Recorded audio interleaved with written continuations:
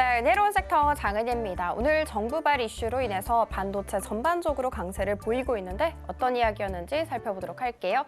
정부가 1조 원을 지원해서 토종 AI 반도체 만드는 사업을 진행한다고 합니다. 즉 다시 말해서 국내 팹리스, 파운드리 기업 그리고 수요 기업들이 드림팀을 결성을 하는데 이 드림팀 리스트 같은 경우에는 오는 3월에서 4월까지 이 안에 구성될 예정이라고 점쳐지고 있습니다.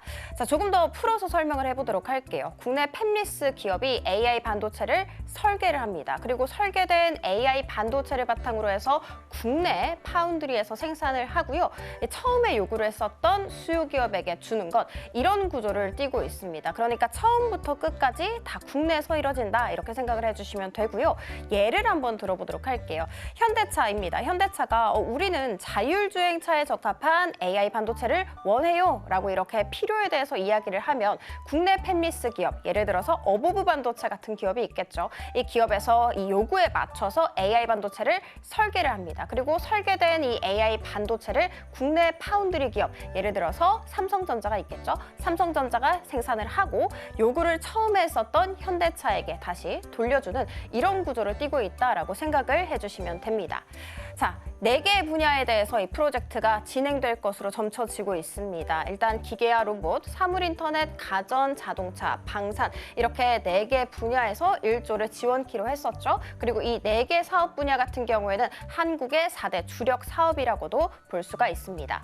자, 그러면 정부는 왜 이런 결정을 내렸는지 이야기를 나눠보도록 할게요. 현재 한국의 반도체 생태계의 한계를 극복하기 위해서입니다. 지금 아직까지는 국내 팹리스 기업이 뛰어난 반도체 설계 기술을 갖췄다고 해도 사업화하는데 한계가 있다고 해요. 먼저 AI 칩을 원하는 기업이 있어야 생산하고 나아가서는 수익화 이렇게 할 수가 있겠죠. 이런 반도체 생태계 선순환이 이루어지지 않고 있는 것이 지금 한국이라고 보시면 됩니다. 그렇지만 대만은 다릅니다. 대만의 반도체 생태계는 굉장히 견고합니다. 최대 파운드리 회사인 TSMC 역시도 초기 신생 기업일 당시가 있었겠죠. 이 당시에 주변 팹리스 기업들의 칩을 많이 생산을 했고요. 이 많은 경험들을 통해서 능력을 향상시킬 수 있었죠. TSMC가 이른바 공공 파운드리 역할을 잘 해준 것입니다. 그렇지만 현재 우리 국내 같은 경우에는 공공 파운드리 역할을 할 기업이 부재한 상황이라서 필요성에 대해서 꾸준히 제기가 되어 왔었고 지금 현재까지는 국내 공공 파운드리 역할을 할 기업으로 삼성전자가 예상되고 있다는 점 체크해드리도록 하겠습니다. 자, 그리고 두 번째 살펴보도록 하겠습니다. 렌터카 이야기인데요. 렌터카 기업인 레드캡 투어가 연이틀 급등세를 보이고 있죠. 왜냐 살펴봤더니 파격을 넘어선 폭탄 배당 소식 때문이었습니다. 보통주 한 주당 2,000원의 현금 배당을 결정을 했는데 배당 수익률이 무려 22%를 넘어섭니다. 그러면서 매수세가 좀 강하게 몰리고 있는 현재라고 생각을 해주시면 됩니다. 자, 그러면 이 배당금은 어디에서 났을까? 작년 12월 자본 준비금에서 이익 잉여금으로 전환한 480억 원 중 일부인 334억 원으로 배당금을 지급하겠다 이렇게 이야기가 나왔습니다. 자, 일단 해당 배당금 같은 경우에는요 비과세 대상이기 때문에 훨씬 더 주목받고 있습니다. 이 배당 기준일은 오는 3월 12일이고 배당을 받기 위해서는 3월 10일까지 이 해당 주식을 매수해서 보유해야 한다는 점 체크해드리도록 하겠습니다. 자, 그렇지만 앞서 말씀드렸던 이 22%의 배당률은 지난 12일 종가 기준이라는 점, 그러니까 주가가 9,050원보다도 더 상승을 하게 된다면 배당률 역시도 하락한다는 점 알려드리도록 하겠습니다. 뿐만이 아니라 레드캡 투어는요 호실적도 발표를 했습니다. 2024년 영업이익 살펴봤더니 430억 원을 넘어서면서 전년 대비해서 12%가량 증가를 했고요. 매출액 역시도 3,500억 원을 넘어서면서 전년 대비해서 6.1% 올라갔습니다. 3년 연속 최대 실적을 경신했다라고 보시면 됩니다. 자, 이렇게 호실적 발표 플러스 알파로 폭탄적인 주주 환원 정책까지 함께 상승 재료가 돼서 전 거래일에는 상한가 찍으면서 마감했고요. 그리고 오늘도 장중한 때 20% 이상의 슈팅 보이기도 했습니다.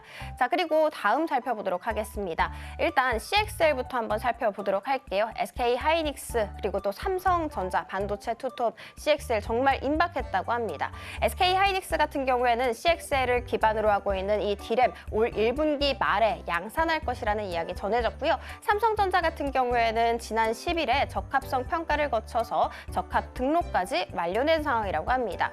여기에서도 코리아 서키트라는 기업 같은 경우에는 10개 분기 만에 흑자 전환할 것이다라는 전망 속에 강세, 오킨스 정자 같은 경우에는 지난해 실적이 개선세에 접어들었다라는 이야기 속에 강세, 그리고 이 세 종목 중에서 오늘 네오셈이 가장 강한 슈팅 붙고 있습니다. 오늘 장중한 때 상한가 부근에서 거래되기도 했다는 점 체크해드리면서 원전으로 넘어가 보도록 하겠습니다.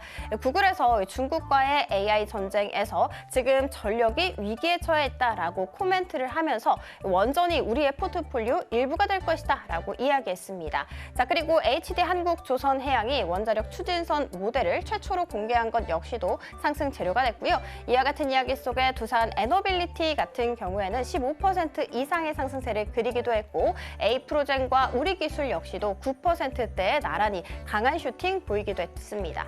자, 그리고 마지막은 전력설비와 전선입니다. 이 초고압 변압기에 대한 미국 관세 부과 우려가 오늘 종목들을 전반적으로 좀 끌어내리고 있습니다. 특히 과거에 한국산 변압기에 60.8%까지 관세가 부과된 사례가 있기 때문에 불확실성이 조금 더 커지고 있는 상황이고요.